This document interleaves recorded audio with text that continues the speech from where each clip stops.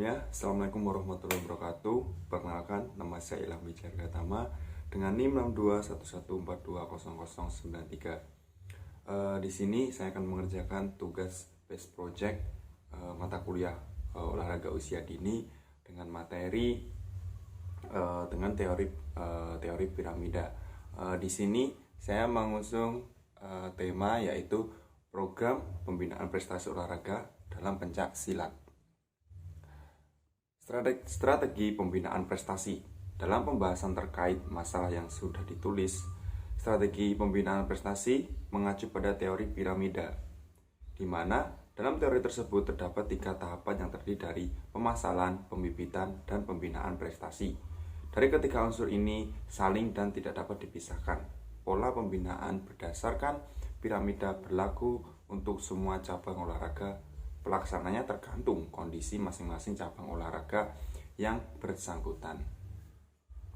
Untuk meningkatkan prestasi dalam bidang olahraga, tidak semua orang dapat melakukannya. Hal ini disebabkan beberapa faktor, diantaranya fisik, stamina, dan bakat seseorang. Jadi sudah jelas, guna meningkatkan prestasi, perlu adanya bakat dan kemampuan pada diri atlet itu sendiri.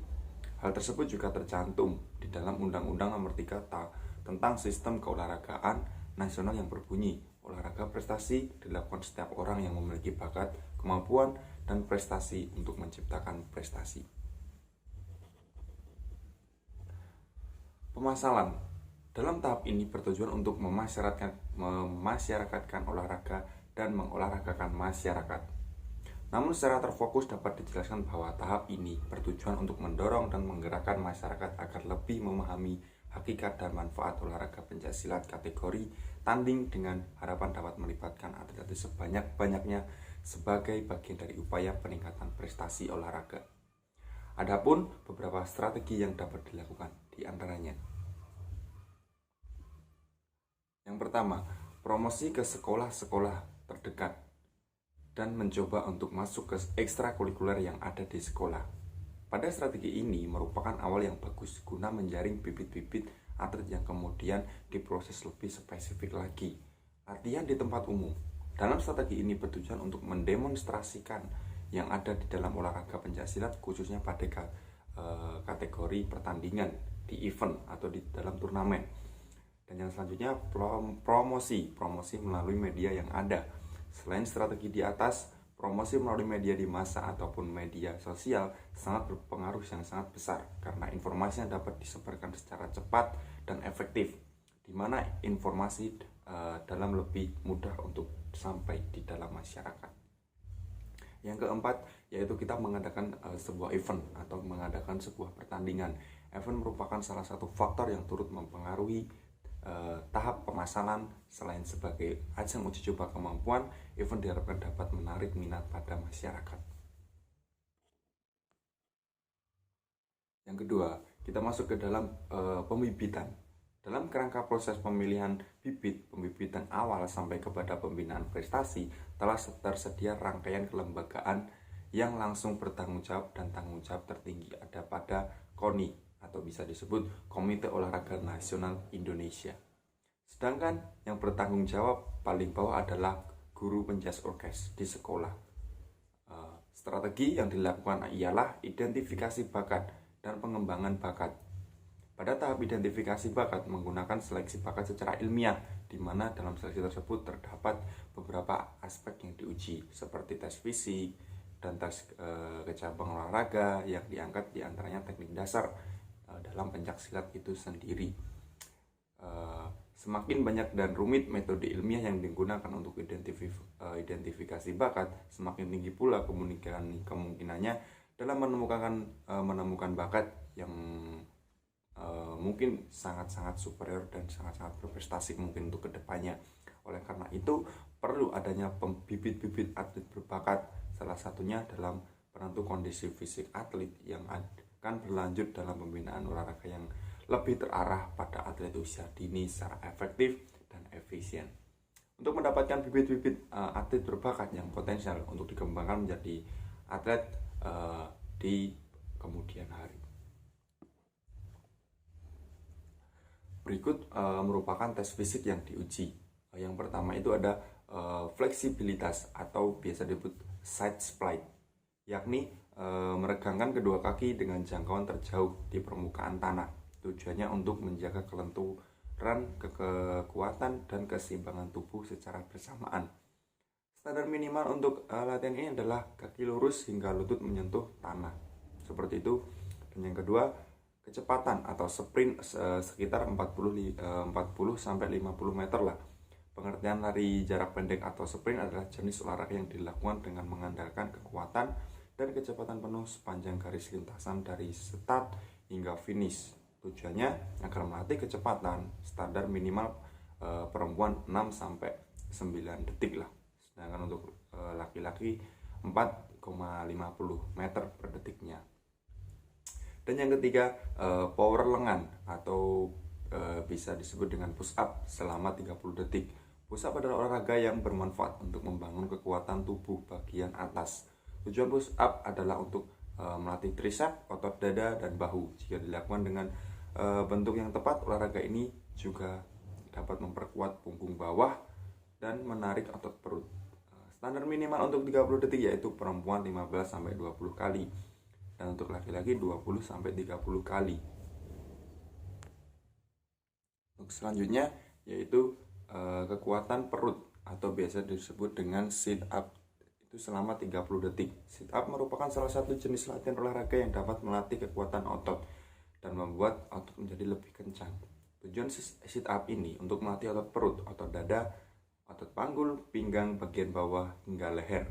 Standar minimal perempuan untuk sit up 30 detik itu sekitar 15-20 kali. Sedangkan untuk laki-laki sekitar 20-30 kali. Dan yang kelima adalah power tungkai atau vertical jump. Tes ini bertujuan untuk mengukur daya ledak otot tungkai. Ukuran papan skala selebar 30 cm dan panjangnya 150 cm, di mana jarak antara garis skala satu dengan yang lainnya masing-masing 1 cm. Papan skala ditempelkan di tembok dengan jarak sekitar 0 dengan lantai sekitar 150 cm lah. Pertama, berdiri menyamping papan skala dengan mengangkat tangan ke atas. Ukur tinggi yang didapat, kemudian lakukan lompatan setinggi mungkin sebanyak 3 kali. Tiap lompatan dicatat tinggi yang diperoleh, kemudian ambil yang tertinggi. Selisih antara yang tertinggi dengan pengukuran yang pertama saat tidak melompat adalah hasil vertical jump. Standar minimalnya adalah setinggi-tingginya. Untuk yang selanjutnya yang keenam yaitu kelincahan atau shuttle run. Shuttle run adalah lari membentuk angka 8 di antara dua buah tiang yang berjarak 10 meter sebanyak 3 kali sampai kembali ke tempat start semula. Tes ini untuk mengukur akselerasi dan kelincahan. 3 peserta upayakan waktu yang diperlukan tidak lebih dari 20 detik.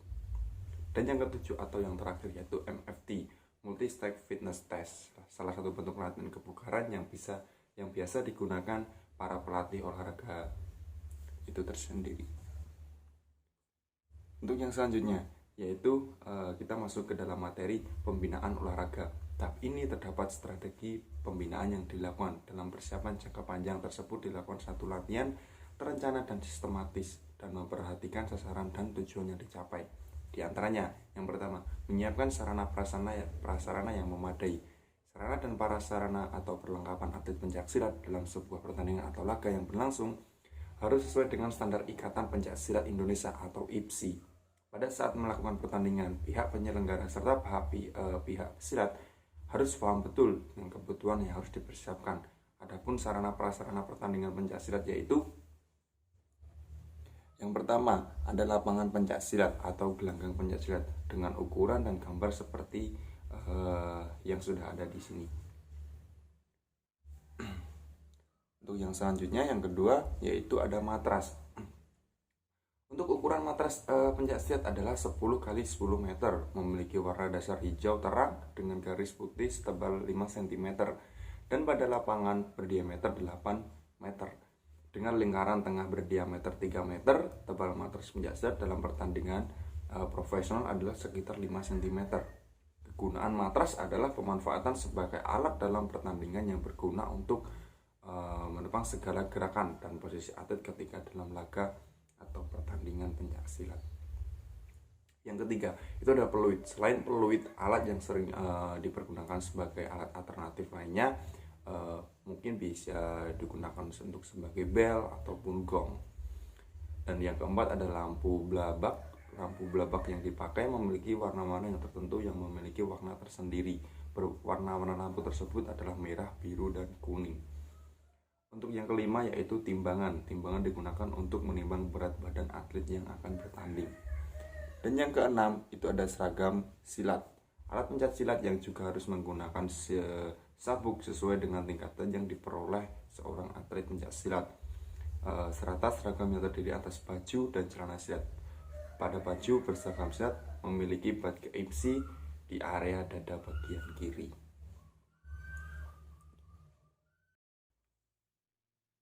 Nah, untuk yang selanjutnya yang ketujuh yaitu body protector. Pelengkapan atlet pencak silat berikutnya adalah body protector yang dipakai sebagai perlindungan tubuh seperti perlindungan tulang, tulang kering, kemaluan, dan pada bagian depan tubuh yang berbentuk seperti rompi pada bagian dada ke bawah. Dan yang kedelapan ada stopwatch. Stopwatch yaitu dalam sesi latihan stopwatch berguna untuk menghitung jumlah pertandingan dan pukulan seorang atlet dalam kurun waktu tertentu sesuai dengan ketetapan yang berlaku. Dan yang kesembilan ada bendera. Selanjutnya adalah bendera. Bendera yang disiapkan adalah bendera yang berukuran kecil berwarna kuning, biru, dan merah. Saat yang memiliki tangkai kecil ukuran pada masing-masing bendera yaitu 30 x 30 cm. Bendera kuning akan dipergunakan oleh wasit. Dan untuk yang ke-10 yaitu ada patching sebagai sarana latihan untuk pukulan ataupun tendangan. Dan yang ke-11 ada pelindung tulang kering, yang 12 ada keep protector, dan yang terakhir ada protector. Alat ini digunakan untuk pesilat putra untuk melindungi bagian kemaluan. Nah, kita sudah sampai ke materi yang terakhir yaitu melibatkan tenaga keolahragaan dalam proses pembinaan diantaranya. Yang pertama, ahli gizi yang merupakan tenaga spesialis yang bertugas memberikan saran dan informasi kepada atlet terkait tata pelaksanaan gizi dan nutrisi yang kaitannya terhadap diagnosis atau masalah kesehatan. Dan yang kedua yaitu masseur yang bertugas membantu mengembalikan fungsi otot yang tegang untuk kembali jadi lemas sesuai dengan jalannya otot. Psikolog dan yang selanjutnya ada psikolog untuk memberikan dukungan semangat yang bersifat kompetitif agar atlet olahraga mencapai prestasi tertentu saat berkompetisi. Dan yang keempat yaitu menyiapkan pelatih yang kompeten di bidangnya. Pelatih yang mumpuni yang diharapkan dapat berpengaruh dalam upaya peningkatan prestasi. Dan yang kelima, menyiapkan program latihan yang jelas, terstruktur, sistematis, dan terukur. Selanjutnya yaitu kesimpulan. Pencaksilat ditetapkan oleh UNESCO sebagai warisan budaya tak benda dunia pada 13 Desember 2019. Di setiap daerah olahraga ini mempunyai aliran yang khas masing-masing. Kategori tandingnya sendiri adalah kategori yang menampilkan dua orang pesilat dari sudut yang berbeda, di mana keduanya saling berhadapan menggunakan unsur pembelaan dan serangan. Dalam strategi pembinaan prestasi cabang olahraga pencaksilat, kategori tanding mengacu pada teori piramida yang meliputi 3 tahap, diantaranya pemasaran, pembibitan, dan pembinaan olahraga.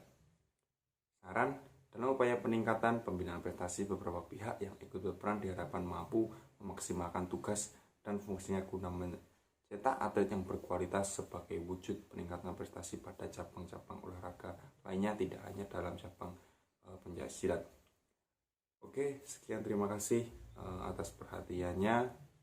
Mohon maaf apabila ada kesalahan kata yang disengaja maupun tidak disengaja. Sekian, terima kasih. Wassalamualaikum warahmatullahi wabarakatuh.